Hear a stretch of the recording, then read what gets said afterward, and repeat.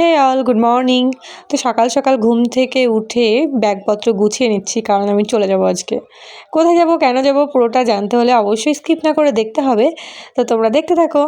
তো এই যে কোথাও যাওয়ার আগে টুকটাক জিনিস গোছাতেই থাকে, যেগুলো ইম্পর্টেন্ট।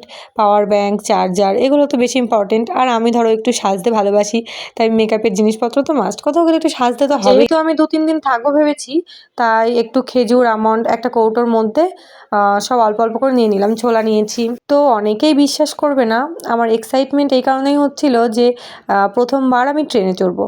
আমি সত্যি বলতে এখনও অবধি ট্রেনে চড়িনি, এত বয়স হয়ে গেল তাও আমি ট্রেনে চড়িনি। অনেকে হাসবে, বাট আমি যতবার কলকাতায় গেছি বাসেই গেছি, ট্রেনে চড়ার সৌভাগ্য আমার হয়নি।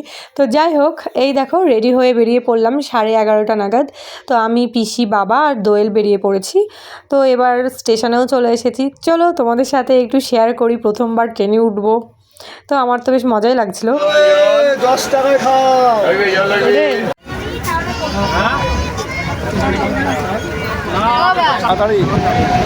তো ট্রেনটায় মোটামুটি ভালোই ভিড় ছিল, তো আমরা জায়গা পেয়ে গেছি সৌভাগ্যবশত। প্রত্যেকটা স্টেশনে দেখছি কত ভিড়, এত লোক দেখতে আমার খুব ভালোই লাগছিল জানলা দিয়ে। প্রথম যেহেতু ট্রেনে উঠলাম, তাই অনেক কিছুই আশেপাশের লক্ষ্য করলাম, বেশ ভালো লাগলো।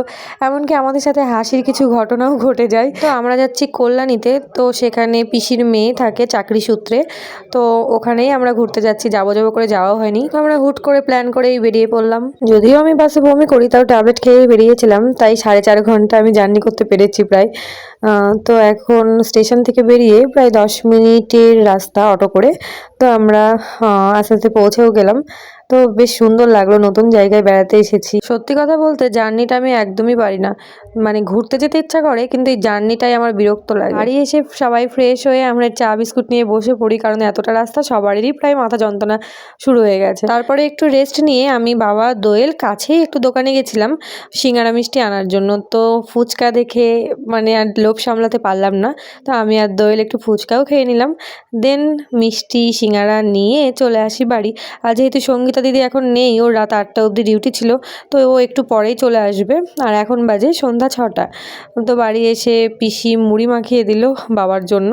আমাদের পেট ভরা ছিল বলে আমরা শুধু সিঙ্গারা খেয়েছি। তো তারপরে বলো, কাদের এই শীতকালে নলেন গুড়ের রসগোল্লা ফেভারিট? আমার তো খুবই ভালো লাগে খেতে। যেহেতু বেশি দিন এই ভাড়া বাড়ি নেওয়া হয়নি, তাই খাটও ছিল না। তো আজকে সঙ্গীতা দিদির খাটটা এলো, তো আমরা সবাই মিলে হেল্প করছিলাম লাগাতে। তো এই দেখো আমি ধরে বসে আছি, আর দোয়েল দিকে ভিডিও করতে লেগে গেছে। খাটটাও খুব সুন্দর, সিম্পলের উপরে।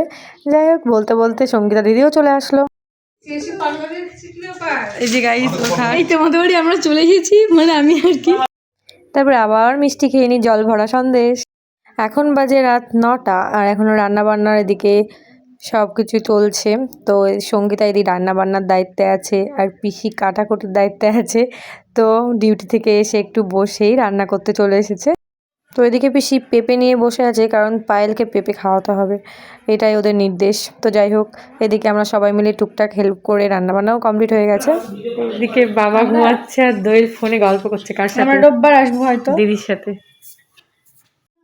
সো গাইস, বাজার থেকে চলে এসেছি, এবার খাওয়া দাওয়া করে এবার ঘুমাবো। এখন বাজে রাত 8টা।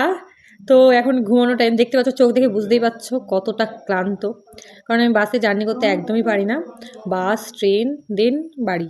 তো যাই হোক, আজকের মতো টাটা, দেখা হচ্ছে পরের কোনো ব্লগ বা শর্টসে। তো কালকে আবার একটা নিউ ব্লগ দেবো তোমাদের, তো সাথে থাকো, পাশে থাকো, টাটা।